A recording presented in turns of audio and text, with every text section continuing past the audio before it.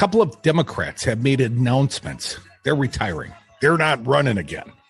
Democratic Rep J.K. Butterfield of North Carolina announced Thursday he would not seek re-election in 22, all but blaming his decision to retire on congressional maps, redrawn maps, gerrymandered maps. Butterfield is the latest Democrat to say he'll leave Congress as the party seeks to maintain a slim majority in the House in the upcoming 22 elections, the midterms. Butterfield is the 16th Democrat to announce plans to leave the chamber this cycle, following Rep. Jackie Spear of California, who made her plans on Tuesday. It's time for me to retire and allow the torch to be passed to someone who shares the values of the district. Yeah, I hope so. We need the votes, and the dues, but mostly the votes. So the Democrats are starting to retire. Tell us they're not running for re-election. And of course, he's not on the ticket per se, but the current president, the incumbent, always on the ticket. But here's the question I keep seeing asked more and more in political headlines. Democrats question, this from thehill.com, Democrats question whether Biden will actually run in 2024. Joe Biden, is he going to run again? Well, right now he is very unpopular, and that's sad to say. It's not amongst us Democrats. I mean, all things considered, Joe's very popular with the Democrats. Hell, Joe is more popular with Democrats, to my understanding, than Donald Trump is with Republicans. So think about that for just a minute. So when I say that Joe Biden's unpopular currently in the polling, well, that's primarily a reflection. Of course, we know the Republicans don't like the man, but independents are starting to lose faith in Joe a little bit.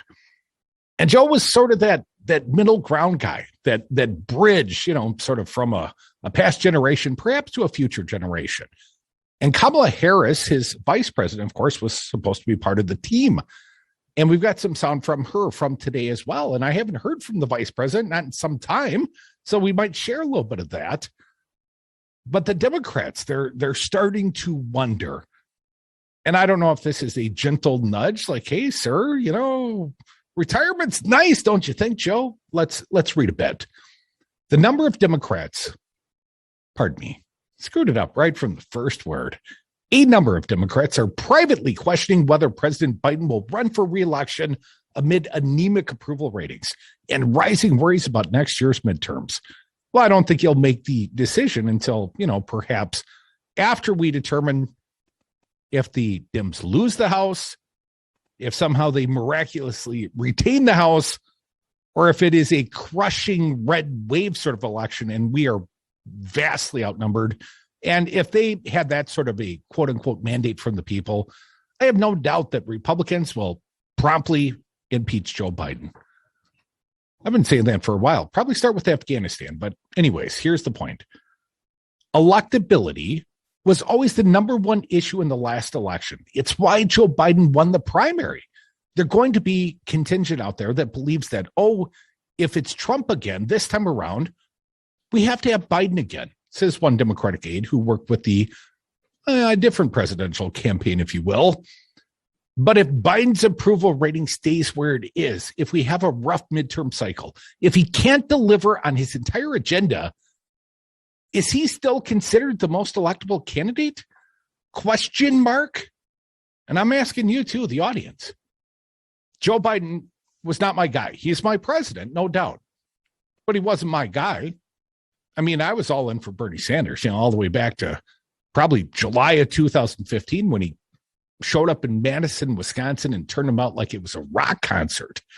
And I said, there is a movement afoot. And I like this guy. I'm going to follow this guy. I was a Bernie guy. Anyone that's been listening long enough knows I was a Bernie Sanders guy. And I thought Bernie was well on his way to, an electoral victory. And I know he was going to have some troubles in Florida, and there was pushback from Cuban populations and different stuff. He's a Marxist, he's a socialist, he's Bernie. But he had done pretty well in Iowa, and he won New Hampshire, and he won Nevada.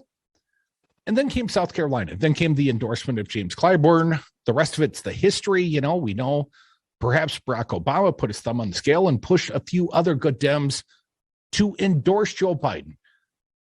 because he was the right candidate. He was the electable candidate. And now here we are, less than a year into his term, and I'm not trying to spell his doom. I'm hoping this new infrastructure deal, and perhaps a bigger one still, prove me wrong, Joe Biden. Prove me wrong, Democrats. I hope I've been wrong on this issue.